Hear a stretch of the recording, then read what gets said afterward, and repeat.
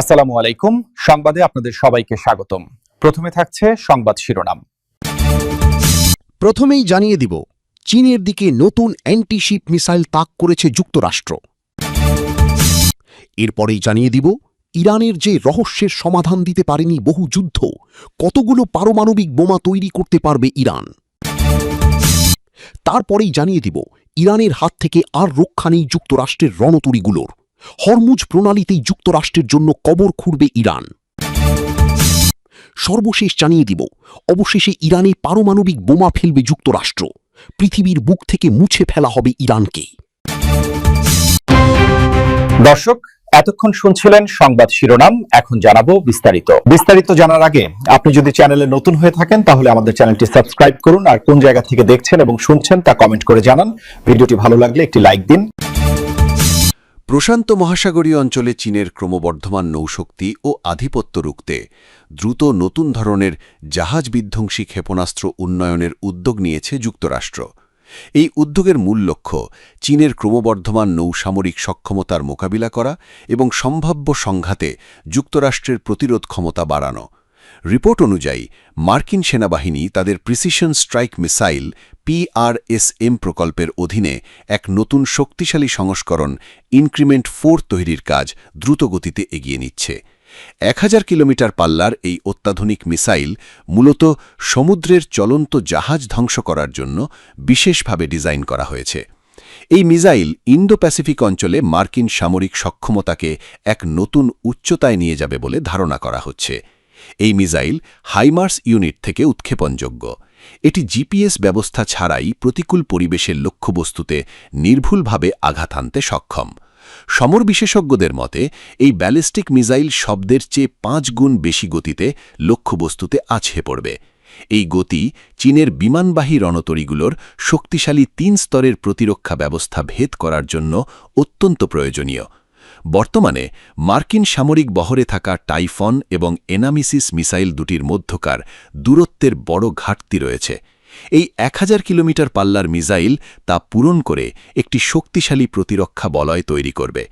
তবে মার্কিন নৌবাহিনীর নতুন সমর কৌশলগত সক্ষমতার সামনে বেশ কিছু কঠিন চ্যালেঞ্জ ও সীমাবদ্ধতাও প্রকট হয়ে উঠেছে। প্রথমত, প্রতিটি প্রিসিশন স্ট্রাইক মিসাইলের নির্মাণ ব্যয় প্রায় 16 লাখ মার্কিন ডলার। একটি মিসাইল তৈরি করতে 15 মাসেরও বেশি সময় লাগে। ফলে যুদ্ধের জরুরি পরিস্থিতিতে বিষয়টি বড় ধরনের সংকটের সৃষ্টি করতে পারে। সাম্প্রতিক এক প্রতিবেদন অনুযায়ী ইরানের বিরুদ্ধে অপারেশন এপিক ফিউরি শুরু হওয়ার আগে আমেরিকার হাতে মাত্র 90টি এমন মিসাইল ছিল, যার একটি বড় অংশ ইতোমধ্যে ব্যবহার করে ফেলেছে আমেরিকা। এই মিসাইলের মজুদ আগের অবস্থায় ফিরিয়ে নিতে প্রায় 46 মাস সময় লাগতে পারে।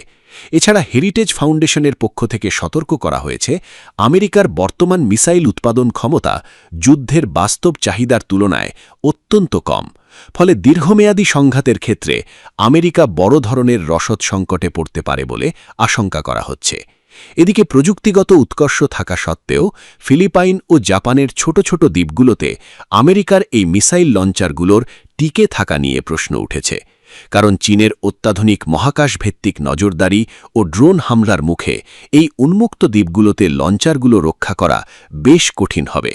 এমনকি মিত্র দেশগুলোর প্রতিরক্ষা ব্যবস্থাও হয়তো মার্কিন এই সমরাস্ত্রগুলোকে রক্ষা করার জন্য পর্যাপ্ত নয়।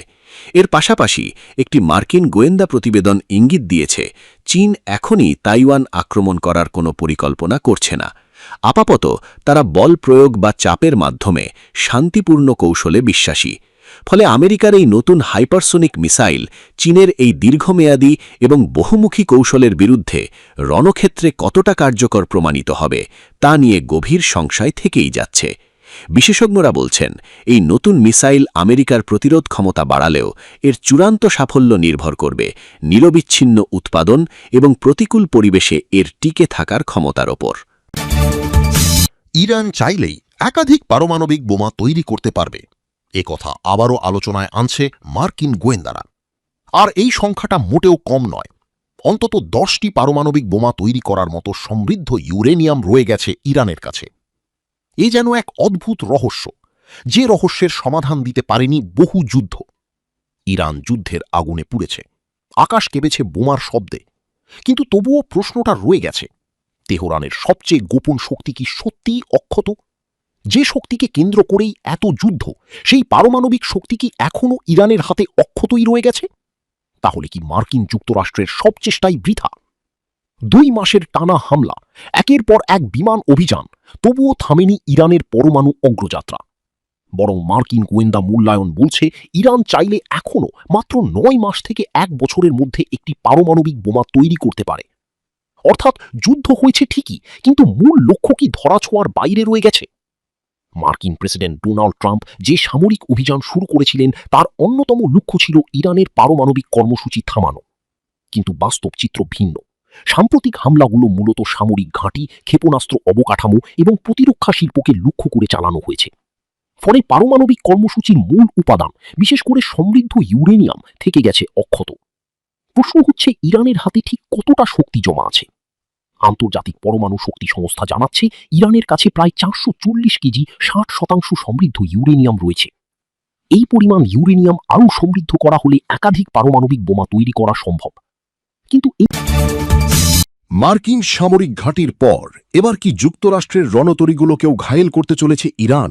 তবে কি হরমুজ প্রণালীতে দুই পক্ষই মুখোমুখি হতে চলেছে? এরই মাঝে মধ্যপ্রাচ্যের বিভিন্ন প্রান্তে 3টি বিমানবাহী রণতরী সহ 2 শতাধিক যুদ্ধবিমান মোতায়েন করেছে মার্কিন কেন্দ্রীয় কমান্ড সেন্টকম। এই ঘটনাকে কেন্দ্র করে ইরানের সর্বোচ্চ ধর্মীয় নেতার জ্যেষ্ঠ উপদেষ্টা মহসেন রেজাই দিলেন সবশেষ আল্টিমেটাম। তাহলে কি নতুন অস্ত্র নিয়েই মার্কিনীদের বিরুদ্ধে ঝাঁপিয়ে পড়বে ইরানের সামরিক বাহিনী?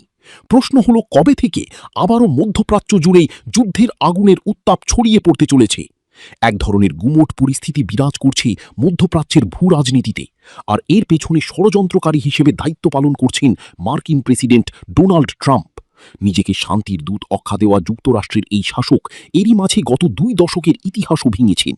মার্কিন 43তম প্রেসিডেন্ট জর্জ ডব্লিউ বুশের আমলে 2003 সালে ইরাকের বিরুদ্ধে সামরিক অভিযানের আগে রণতরী সহ বিভিন্ন ধরনের সমরাস্ত্র নিয়ে মধ্যপ্রাচ্যে শিশুময় উত্তাপ ছড়ায় যুক্তরাষ্ট্র।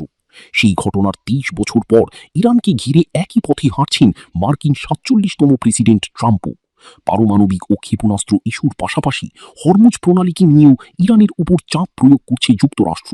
সে লক্ষ্যে ইরানকে পৃথিবীর বুক থেকে মুছে ফেলা হবে। কি ভয়ঙ্কর একটি কথা এটি! একটি রাষ্ট্রকে চাইলে কি পৃথিবীর বুক থেকে মুছে ফেলা যায়? আর দেশটি যদি হয় অদম্য রাষ্ট্র ইরান, তাহলে তো আরও একবার ভাবতে হয়, এই কথার মানে আসলে কি? ইরানের ওপর পারমাণবিক বোমা ফেলতে যাচ্ছে যুক্তরাষ্ট্র।